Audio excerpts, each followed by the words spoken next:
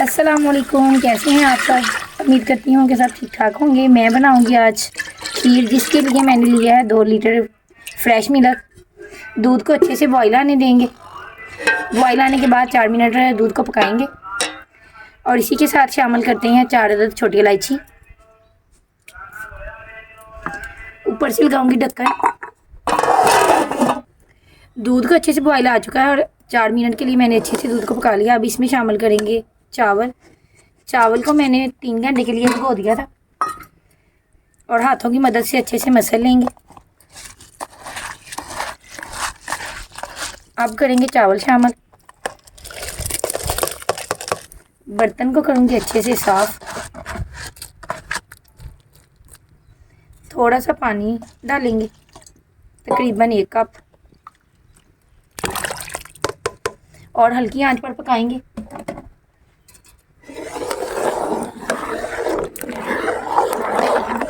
मैं खीर में कोई क्रीम वगैरह इस्तेमाल नहीं करूँगी क्योंकि दूध फुल क्रीमी था। खीर को पकाते हुए आधा घंटा हो चुका है, बिल्कुल हल्की आंच पर, और इसे पकाऊंगी तकरीबन 40 मिनट के लिए और, ताकि चावल अच्छे से घुल जाएं। खीर को पकाते हुए 1 घंटा हो चुका है। अब इसमें शामिल करूँगी 1 कप चीनी। चीनी अपनी पसंद के मुताबिक कम या ज़्यादा भी डाल सकते हैं। अब चम्मच को चलाते रहेंगे। इस स्टेज पे खीर अक्सर नीचे चिपक जाती है, चम्मच चलाएंगे तो नीचे चिपकेगी नहीं। मज़ीद 15 मिनट के लिए खीर को और पकाएंगे। खीर को पकाते हुए 1.5 घंटा हो चुका है।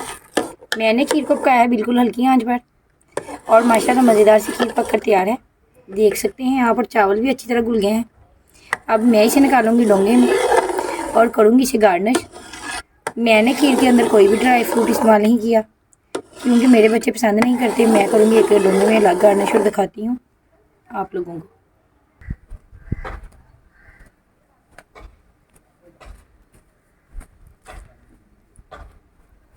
बिस्मिल्लाहिर्रहमानिर्रहीम।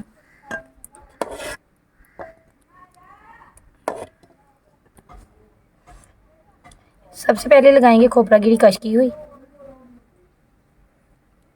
थोड़े से मेवे और कटे हुए बादाम। अगर आप लोगों को मेरी रेसिपी पसंद आए तो मेरे चैनल को सब्सक्राइब करें, लाइक करें, शेयर करें। आने वाली वीडियो तक के लिए दीजिए इजाज़त। अपनी दुआओं में रखिएगा याद। तब तक के लिए अल्लाह हाफिज़, और मेरे चैनल को सब्सक्राइब करना मत भूलिए।